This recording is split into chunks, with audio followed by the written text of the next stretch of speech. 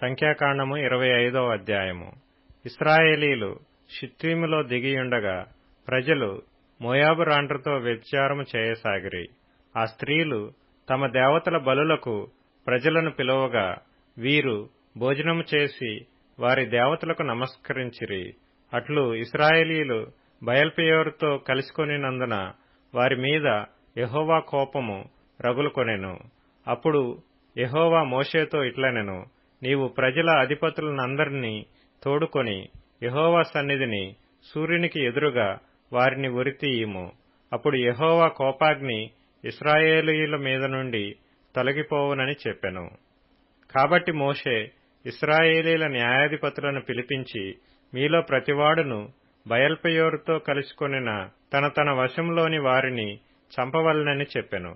ఇదిగో, మోషే కన్నుల ఎదుటను ప్రత్యక్షపు గుడారము యొక్క ద్వారమునొద్ద ఏడ్చుచుండిన ఇశ్రాయేలీల సర్వసమాజము యొక్క కన్నుల ఎదుటను ఇశ్రాయేలీలలో ఒకడు తన సహోదరుల యొద్దకు ఒక మిద్యాను స్త్రీని తోడుకొని వచ్చెను. యాజకుడైన అహరోను మనుమడును ఎలియాజరు కుమారుడునైన ఫీనెహాసు అది చూచి సమాజము నుండి లేచి ఈటెను చేత పట్టుకొని పడకచోటికి ఆ ఇశ్రాయేలీయుని వెంబడి వెళ్లి ఆ ఇద్దరిని అనగా ఆ ఇశ్రాయేలీయుని ఆ స్త్రీని కడుపులో గుండా దూసిపోవునట్లు పొడిచెను. అప్పుడు ఇశ్రాయేలీయులలో నుండి తెగులు నిలిచిపోయెను. 24,000 మంది ఆ తెగులు చేత చనిపోయిరి. అప్పుడు యెహోవా మోషేకు ఈలాగు ఆజ్ఞ ఇచ్చెను, యాజకుడైన అహరోను మనుమడును ఎలియాజరు కుమారుడునైన ఫీనెహాసు వారి మధ్యను నేను ఓర్వలేని దానిని తాను ఓర్వలేకపోవట వలన ఇశ్రాయేలీల మీద నుండి నా కోపము మళ్లించెను గనుక నేను ఓర్వలేక ఇండియు ఇశ్రాయేలీలను నశింపచేయలేదు. కాబట్టి నీవు అతనితో ఇట్లనుము, అతనితో నేను నా సమాధాన నిబంధనను చేయుచున్నాను. అది నిత్యమైన యాజక నిబంధనగా అతనికిని అతని సంతానమునకును కలిగియుండును. ఏలయనగా అతడు తన దేవుని విషయమందు ఆసక్తి గలవాడై ఇశ్రాయేలీల నిమిత్తము ప్రాయశ్చిత్తము చేసెను. చంపబడిన వాని పేరు జిమ్రీ. అతడు షిమ్యోనీయులలో తన పితరుల కుటుంబమునకు ప్రధాని అయిన సాలు కుమారుడు. చంపబడిన స్త్రీ పేరు కొజ్బీ, ఆమె నూరు కుమార్తె. అతడు మిద్యానీయులలో ఒక గోత్రమునకును తన పితరుల కుటుంబమునకును ప్రధాని అయి ఉండెను. మరియు యెహోవా మోషేకు ఈలాగు సెలవిచ్చెను, మిద్యానీయులు తమ తంత్రముల వలన మీకు బాధకులై ఉన్నారు. వారిని బాధపెట్టి హతము చేయుడి. వారు తంత్రములు చేసి పెయోరు సంతతిలోను తెగులు దినమందు పెయోరు విషయములో చంపబడిన తమ సహోదరియు మిద్యానీయుల అధిపతి కుమార్తెయునైన కొజ్బీ సంగతిలోను మిమ్మును మోసపుచ్చిరి. సంఖ్యాకాండము 26వ అధ్యాయము. ఆ తెగులు పోయిన తరువాత యెహోవా మోషేకును యాజకుడగు అహరోను కుమారుడైన ఎలియాజరుకును ఈలాగు సెలవిచ్చెను, మీరు ఇశ్రాయేలీయుల సర్వసమాజములోను 20 ఏండ్లు మొదలుకొని పైప్రాయము కలిగి ఇశ్రాయేలీయులలో సేనగా బయలువెళ్ళు వారందరి సంఖ్యను వారి వారి పితరుల కుటుంబములను బట్టి వ్రాయించుడి. కాబట్టి 20 ఏండ్లు మొదలుకొని పైప్రాయము గలవారిని లెక్కింపుడని యెహోవా మోషేకును ఐగుప్తు దేశము నుండి వచ్చిన ఇశ్రాయేలీయులకును ఆజ్ఞాపించినట్లు మోషేయు యాజకుడగు ఎలియాజరును ఇశ్రాయేలీయులు మోయాబు మైదానములలో యెరికో యొద్దనున్న యొర్దాను దగ్గర నుండగా జనసంఖ్యను చేయుడని వారితో చెప్పిరి. ఇశ్రాయేలు తొలిచూలు రూబేను. రూబేను పుత్రులలో హనోకీయులు హనోకు వంశస్థులు, పల్లువీయులు పల్లు వంశస్థులు, హెస్రోనీయులు హెస్రోను వంశస్థులు, కర్మీయులు కర్మీ వంశస్థులు. వీరు రూబేనీయుల వంశస్థులు.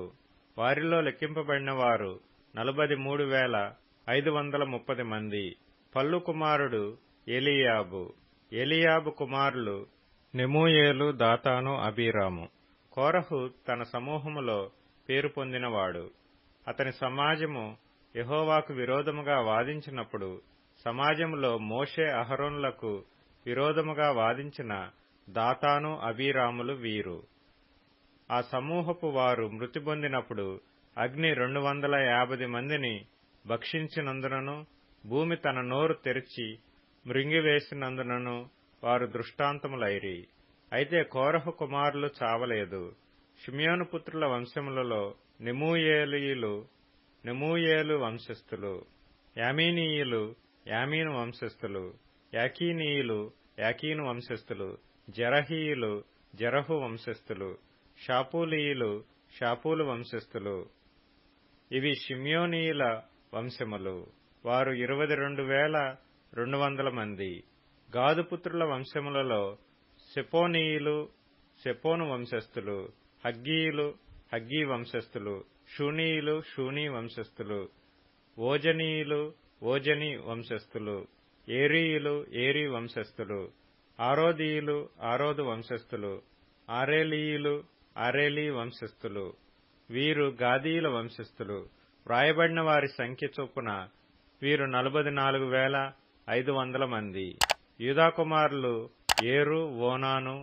ఏరును ఓనానును కనాను దేశంలో మృతి పొందిరి.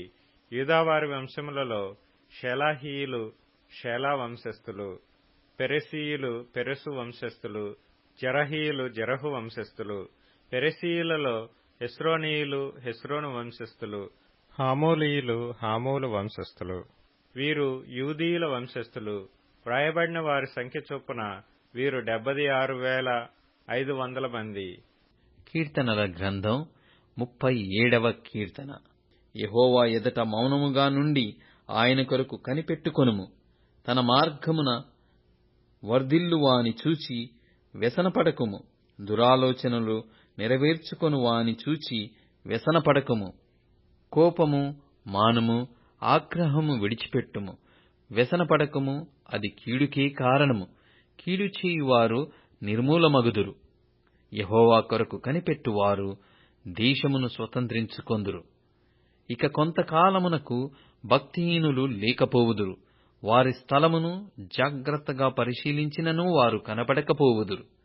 దీనులు భూమిని స్వతంత్రించుకొందురు, బహుక్షేమము కలిగి సుఖించెదరు. భక్తిహీనులు నీతిమంతుల మీద దురాలోచనలు చేయుదురు. వారిని చూచి పండ్లు కొరుకుదురు. వారి కాలము వచ్చుచుండుట ప్రభువు చూచుచున్నాడు. వారిని చూచి ఆయన నవ్వుచున్నాడు. సామెతల గ్రంథం 8వ అధ్యాయం. కావున పిల్లలారా, నా మాట ఆలకించుడి. నా మార్గములననుసరించువారు ధన్యులు. ఉపదేశమును నిరాకరింపక దానినవలంబించి జ్ఞానులయ్యుండుడి. లూకా సువార్త 1వ అధ్యాయము.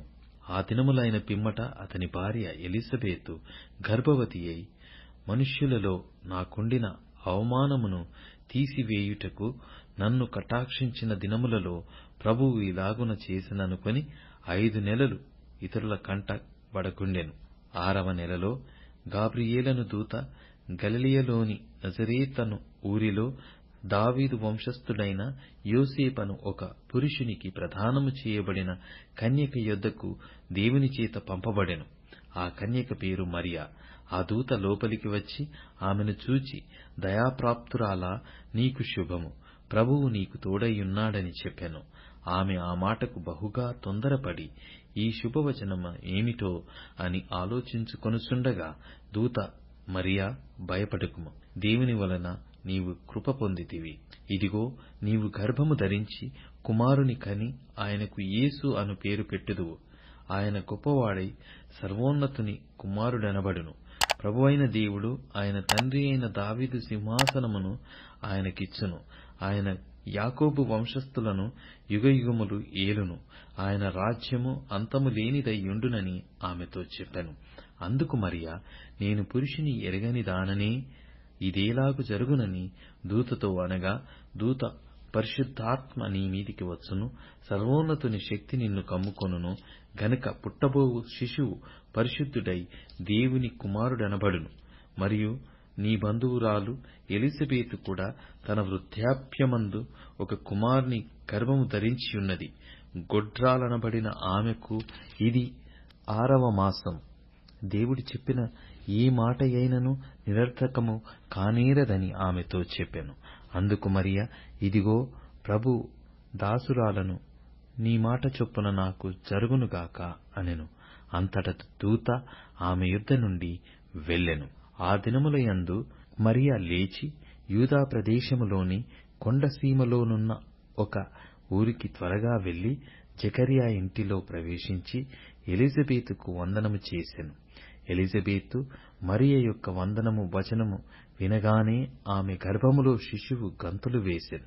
అంతట ఎలిజబెతు పరిశుద్ధాత్మతో నిండుకొనినదై బిగ్గరగా ఇట్లనెను, స్త్రీలలో నీవు ఆశీర్వదింపబడిన దానవు, నీ గర్భఫలమును ఆశీర్వదింపబడును. నా ప్రభువు తల్లి నా యుద్ధకు వచ్చుట నాకేలాగు ప్రాప్తించెను?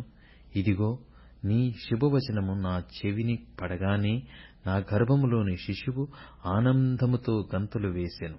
ప్రభువు ఆమెకు తెలియజేయించిన మాటలు సిద్ధించును గనుక నమ్మిన ఆమె ధన్యురాలనెను.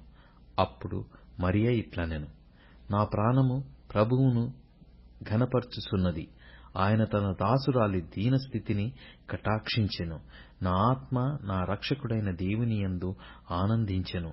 సర్వశక్తిమంతుడు నాకు గొప్ప కార్యములు చేసెను గనుక ఇది మొదలుకొని అన్ని తరముల వారును నన్ను ధన్యురాలని ఎందురు. ఆయన నామము పరిశుద్ధము. ఆయనకు భయపడు వారి మీద ఆయన కనికరము తరములకుండును. ఆయన తన బాహువుతో పరాక్రమం చూపెను. వారి హృదయములు ఆలోచన విషయమై గర్విష్ఠులను చెదరగొట్టెను. సింహాసనముల నుండి బలవంతులను పడద్రోసి తీలునెక్కించెను. ఆకలిగొనిన వారిని మంచి పదార్థములతో సంతృప్తిపరచి ధనవంతులను వట్టి చేతులతో పంపివేసెను. అబ్రహామునకును అతని సంతానమునకును తన కనికరము చూప జ్ఞాపకము చేసి కొందునని మన పితరులతో సెలవిచ్చినట్టు ఆయన తన సేవకుడైన ఇశ్రాయేలునకు సహాయము చేసెను. అంతట మరియ ఇంచుమించు 3 నెలలు ఆమెతో కూడా ఉండి పిమ్మట తన ఇంటికి తిరిగి వెళ్ళెను.